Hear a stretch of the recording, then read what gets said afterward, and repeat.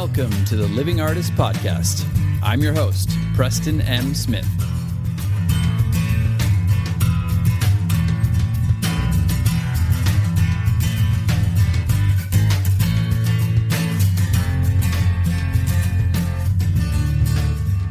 Hey, everybody. Welcome to the Living Artist Podcast. I'm Preston M. Smith, at PMS Artwork everywhere on internet land and socials. I want to thank you for landing on this podcast. Whether you're a professional artist, just getting started in the art world, a collector of art, or just consider yourself a creative person, this podcast has something for you. I like to think of it as a fun way to rant and talk to other creative people about living the life of an artist, surviving and getting ahead in the art world, and enjoying your life. But most importantly, not waiting until you're dead to make it happen. All right, let's get started.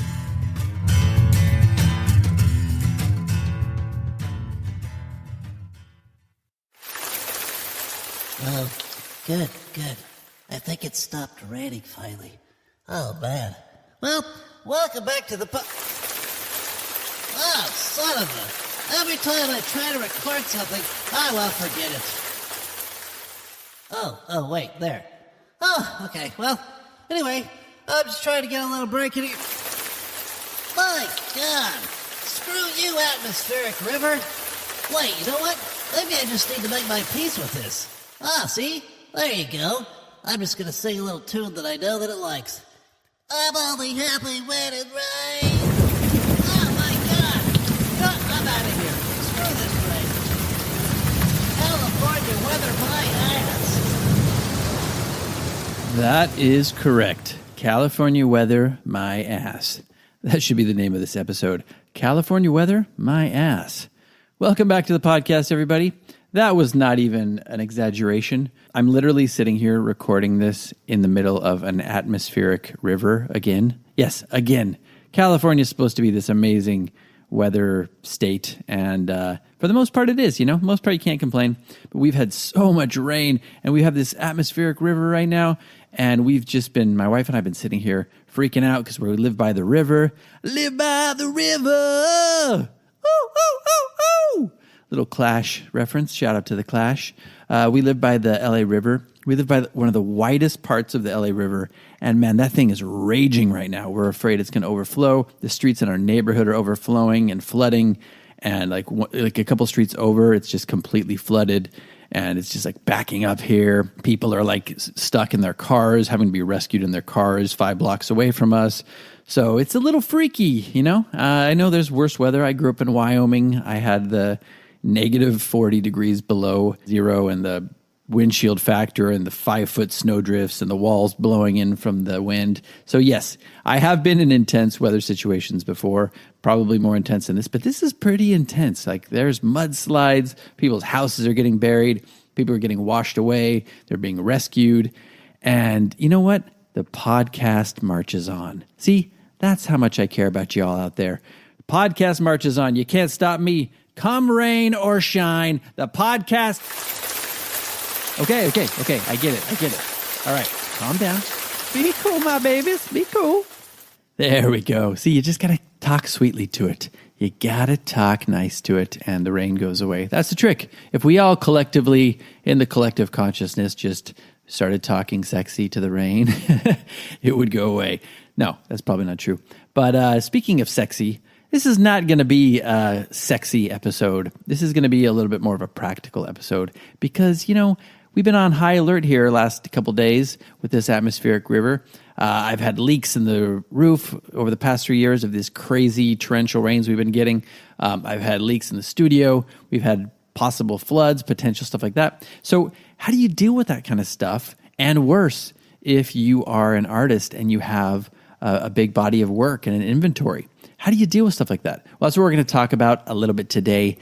Trying to stay, up with the times as I always do. You got to talk about what's happening. I don't think we've talked about that too much, maybe alluded to it a little bit, but we're going to talk about protecting your inventory right now. So the basic part of this is just pretty simple. It's more simple than you'd think. It just takes a little bit of preparation. I think a lot of us as artists, we just kind of like get into this whole thing of like, well, we're just creative people and we just create and everything else will take care of itself. We've talked about that as far as like promoting yourself and all these things, getting into galleries.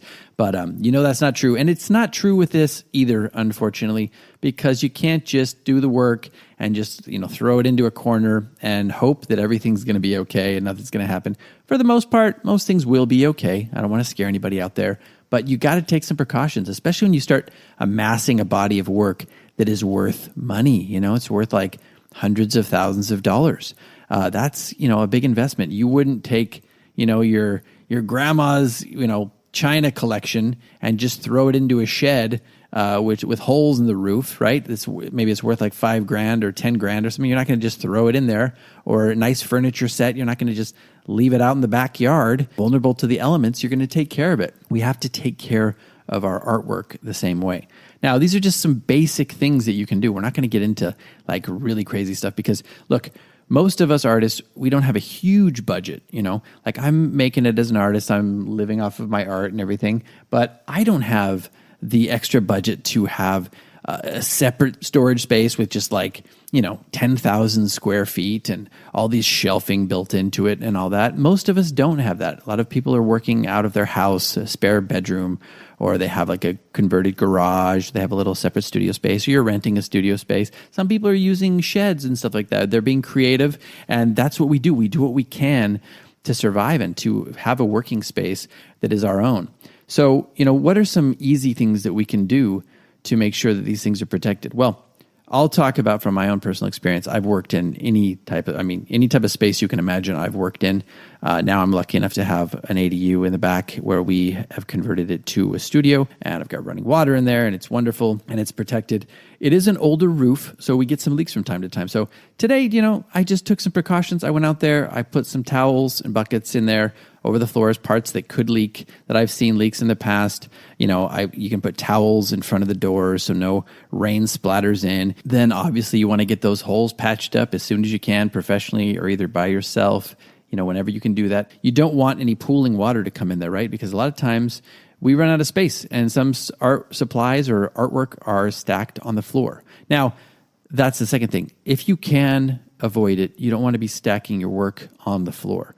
I do have some work stacked on the floor. My big pieces, though, I have planks on the floor that I've stacked them on top of.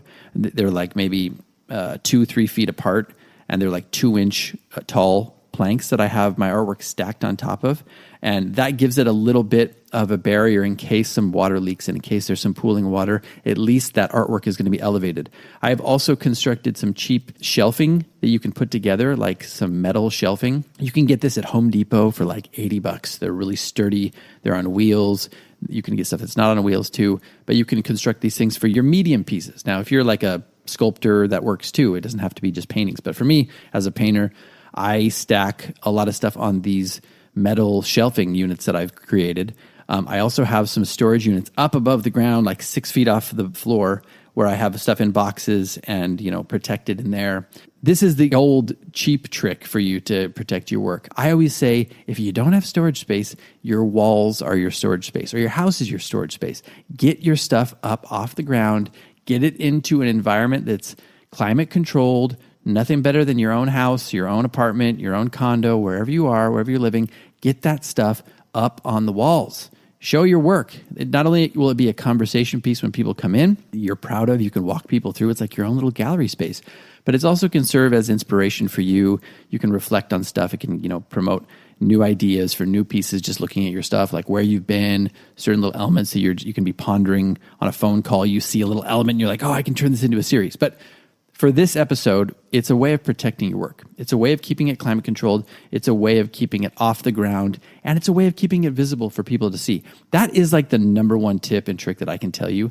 Now, I've sold a lot of paintings, but I still have over 400 pieces that are inventory right now. So I don't have enough wall space to have all my work up. But I have some select pieces, some pieces that I love up on my walls, in the house. I have them hanging in the studio too. So that's a way of getting some stuff that you really like or you want to promote, like visible to the public eye, but also protected. Some places where you live, if it gets like a fluctuation of temperatures or humidity, that can be really bad for your work. So that's another way of protecting it, is getting it into a climate-controlled area, because let's say you're working with oil paint. Oils sometimes take a long time to dry, depending on how thick the paint is that you're dealing with. Like sometimes I've had pieces that have not been fully dry for a year because I've been using such thick paint. And I love texture, You think it's dry to the touch, but I've had some movers move my stuff in the past. I made that mistake, and they were like dragging some stuff on the edges on the carpet, and it like punctured the top layer of paint, and some of the oil had not dried underneath. And some of this stuff was like 8 months, 9 months, even a year old, and it just drugged the oil across the carpet. So you want to avoid that, and you want to let things dry properly. And one way to do that is have it be climate controlled, have it be humidity controlled, and have it not fluctuate too much in temperature. Because I used to store my stuff in garages. Like we had a place in the desert, and we'd store it in the garage, and I had it protected. I had it elevated. I had it, I had some barriers in between the pieces so that they weren't too weighted. I had plastic over it so it wasn't getting dust and things like that on there. But, it was vulnerable to the temperature. So it would get sometimes like super cold at night. It would get down into the 30s, low 30s. I know it's not cold, but then in the daytime, it would get up sometimes into the hundreds. So what a fluctuation of temperature. And if your paint, first of all, just everything expands and contracts with those temperatures. So if you're dealing with oil, even oil that's dried, sometimes it's going to bubble. Sometimes it's going to crack and break because of that expanding and contracting. My house expands and contracts. We have doorways in our house that during certain times of the year, the doors get kind of stuck, and it's hard to lock them because of the temperature change. And then in the summertime, everything expands out again, and all of a sudden, the door works perfectly. So think about it that way. If your house, which is built sturdily, you have a sturdy, well-built house that is vulnerable to elements, your paintings and your materials are going to be vulnerable to the elements too. So have them climate controlled, have them in a place where it's going to be, where they're going to baby them a little bit, like treat them like your babies. They are. These are part of you. These are part of me. I know that. I treat them like they're like my kids. You know what I mean? I want them to be safe. I want them to be protected. I want them to be climate controlled. I don't want them to be freezing. I don't want them to be melting in the heat. So that's what's one thing you can do in your house. Get them up off the floor, protect it from the elements so they're not getting kicked around, or if there's some sort of pooling of water, they're going to get damaged, or they're going to get mold or whatever, rot in the wood or in the canvas or whatever material you're using, and then get them off the floor and climate controlled so they're not vulnerable to the temperatures. So that's one big thing that you can do. Obviously, if you do have to store them in a studio space or a storage space, like I said, get them up off the floor, put them on shelves, put them on tables if you can. Use pallets. That's a very easy, cheap way. You can find old pallets, wooden pallets that are like 5-6 inches off the ground. You can stack them on there, and then you want to be protecting them in between the work. Now, I'm talking to painters primarily here, but you can, whatever, just get creative. You can get little cardboard you can put between them. I use some of the packaging foam that I get, and I will put those in between the pieces. They'll dry sometimes, and they'll get kind of stuck to each other a little bit, and sometimes the paint will come off. So you want to make sure they're being protected in between. If you have 400 plus paintings in your inventory, in your storage, you're not always going to be able to have them all just like freestanding by themselves. You're going to have to be leaning them up against each other a bit. So you want to make sure there's not too much weight, and you want to make sure that they're climate controlled, and you want to make sure that they're not sticking to each other and they're not putting too much pressure on each other. I've had stuff rip before. I've had stuff be punctured before, of my own fault and of other people's fault. So you want to be mindful of all of that stuff and protect those. And then you want to be covering them if you can. You want to be covering them with whatever you can. Plastic. I get these big things of plastic from old canvases that I've used, big canvases, and I'll cover those with that. Or you can use tarps, or you can use blankets. You just want to be protecting them as much as you can. And if you're moving your inventory, if you're selling well, hopefully you're not going to be like holding on to these for too long. So, you're going to be able to get them out of the studio so you can get new stuff in there. So it's not just sitting under pressure for too long. But not everything can be that way, right? Some of the stuff, like I get stuff that moves within a week. I've had stuff sell the day I put it up online, it sold. But I've also had stuff that I haven't sold for 13, 14, 15 years. And then it will eventually sell. Or I have stuff that I want to keep in my private collection. Maybe I want to do a retrospective down the line. Or maybe there's a piece that's sentimental for my wife and I that we want to hold on to. You want to make sure that those are being protected and they're not getting too much pressure over time. It's like pressure over time. That's what creates diamonds, right? Well, in this case, it's what can kind of deteriorate your artwork or basically, trash it. So keep it protected, keep it out of the water. If you have a space that is vulnerable to the walls, like you don't want to be putting something up against a wall that might have a leak where water is running down and gets into there. And over time, you're you're going to create some mold issues too, or you're going to maybe create some damage to the frames. Frames can warp, art can warp, materials can warp, all that stuff. So make sure that you've scouted out your spot in your place. Like if it's a shed, if it's a watertight shed that you just bought or something, or it's a new shed and you can put it in there and you've got some climate control and you've got some humidity absorbers in there, it can work. But you also want to make sure that your stuff's drying well enough before you put it in there. What's next? Oh man, as we're speaking this, I don't know if you can hear this, but the rain is just going crazy right now out there. It's making me nervous. It's making me want to get out there and check my studio again. That's the other thing you can do is you got to be a little bit on top of stuff. You can't just put stuff out there and not look at it for a while. If something's going on, you want to be double checking on it. If something happens, God forbid, you spring a leak, or let's say a tree hits your space, your studio space, and damages the roof, and then rain gets in or animals get in, whatever. You want to be on top of that. You want to be making sure that you got stuff moved, you're getting it elevated, you're getting it out of the way. So if something it gets in, elements like water, let's just say in this example, then you want to make sure that you're on top of that and getting out there.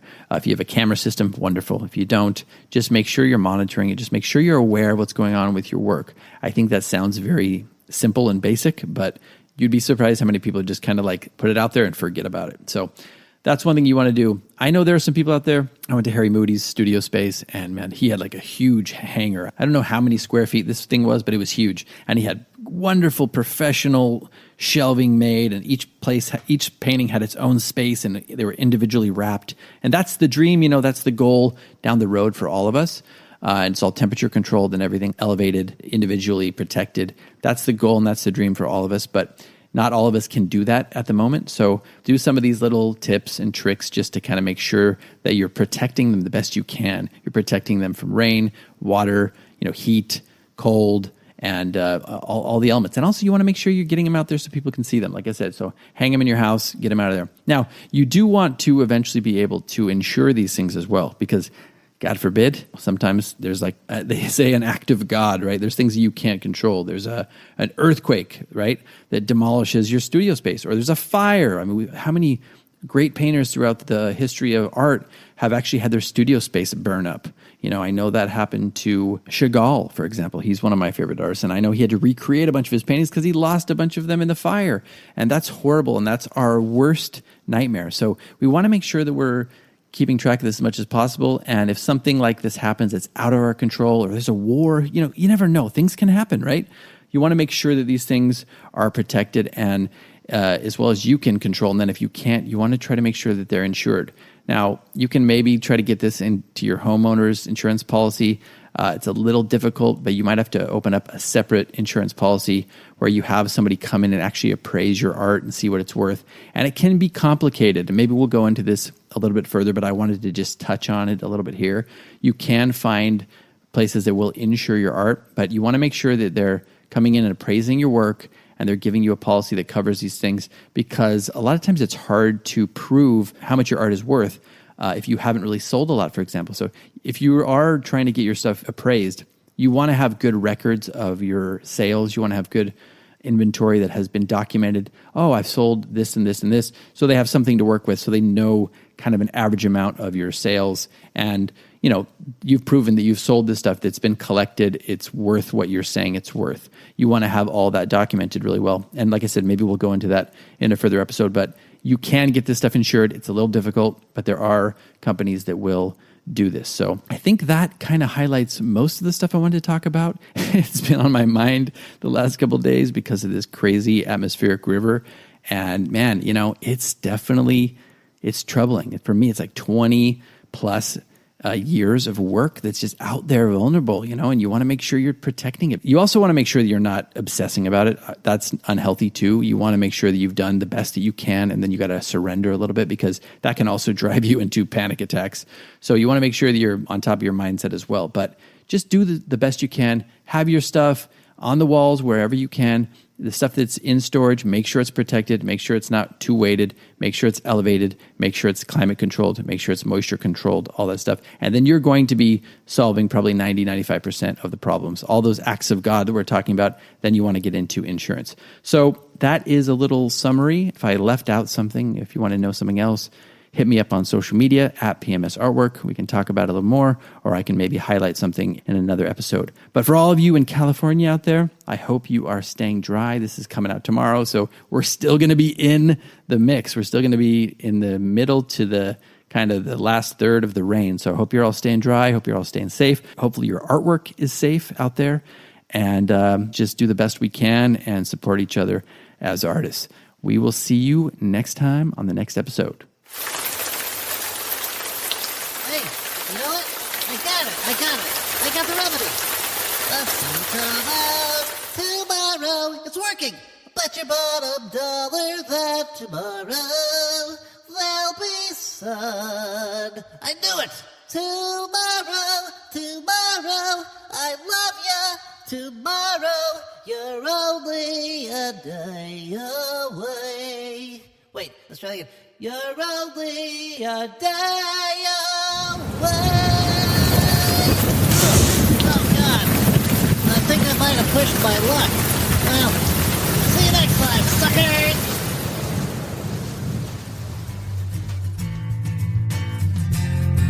This has been the Living Artist Podcast.